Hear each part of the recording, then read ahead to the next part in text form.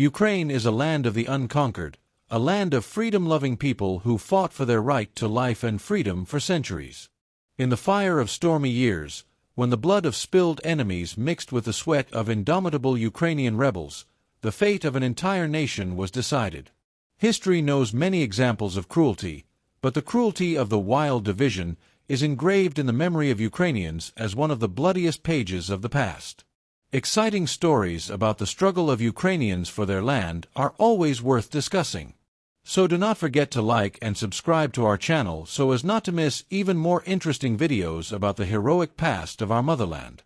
And if you have your own thoughts or interesting facts, share them in the comments. Your opinion is important to us. The Caucasian Native Cavalry Division, known as the Wild Division, was formed in 1914 as part of the Russian Imperial Army, mainly from the Muslim peoples of the Caucasus. After the October Revolution of 1917 and the beginning of the Russian Civil War, parts of this division joined the White Army of General Anton Denikin, which fought against the Bolsheviks and other revolutionary forces. During the Ukrainian Liberation War of 1917 to 1920, the Wild Division operated on the territory of Ukraine, carrying out tasks to suppress insurgent movements and support the Denikin regime.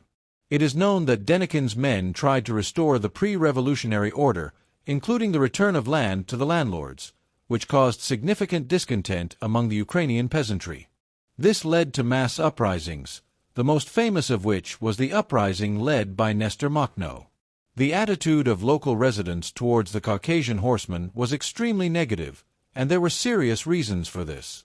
The fighters of the Wild Division were distinguished by their particular cruelty, considering Ukrainian peasants and rebels to be enemies who did not recognize the authority of Russian officers. Instead of maintaining order, they engaged in robbery, murder, and rape. In particular, in their memoirs, peasants from the Katerinoslav region described how the horsemen of the Wild Division broke into Ukrainian villages, taking away the last grain and livestock, and those who tried to resist were executed on the spot. One of the testimonies mentions an incident in the village of Petrikivka, where the mountaineers slaughtered the entire family of the local headman for refusing to give up food. There is also information about mass rapes of women, which only fueled hatred of the foreign invaders. Another terrible episode was the massacre in the village of Gavrilivka in August 1919. After an unsuccessful attack by local rebels on the location of Denikin's forces, the soldiers of the Wild Division carried out bloody revenge. They burned houses, cut men with sabers, and threw children into the fire.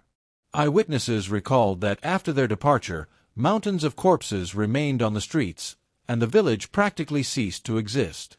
In addition, the Highlanders repeatedly raided towns, plundering the Jewish population. The documents of the Jewish communities of that time have preserved evidence of the attacks of the Wild Division in Kryvyi Rih and Nikopol, when Muslim cavalrymen slaughtered entire families, motivating this by the fact that the Jews supported the Bolsheviks. In 1919, Makhno's troops repeatedly engaged in battles with units of the Wild Division.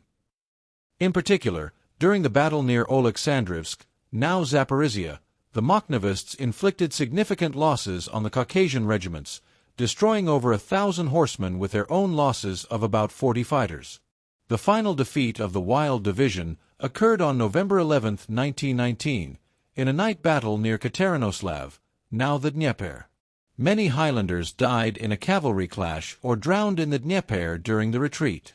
About 700 people were captured by the Makhnovists. Outraged by the cruelty of the Caucasian horsemen towards the civilian population, the Makhnovists staged a show of massacre. Some of the prisoners were tied to trees and burned alive, and the rest were drowned in the Dnieper, driving them into the water with shots and saber blows. After this defeat, the remnants of the Wild Division lost their combat capability and discipline. Many fighters voluntarily left their posts and returned to the Caucasus, which led to the final collapse of this military formation. Thus, the Wild Division was defeated in Ukraine due to strong resistance from local rebels, especially Nestor Makhno's army, and lost its combat capability due to internal discord and mass desertion. The cruelty of its soldiers left a deep mark in the memory of the Ukrainian people, which was one of the main reasons why the Makhnovists and peasants so fiercely sought its destruction. Ukraine is not a land of slaves. We do not bow our heads to the invaders. The wild division came to our land as a punitive horde, but found only its own destruction here. The Ukrainian rebels proved, no one has the right to trample our land with impunity.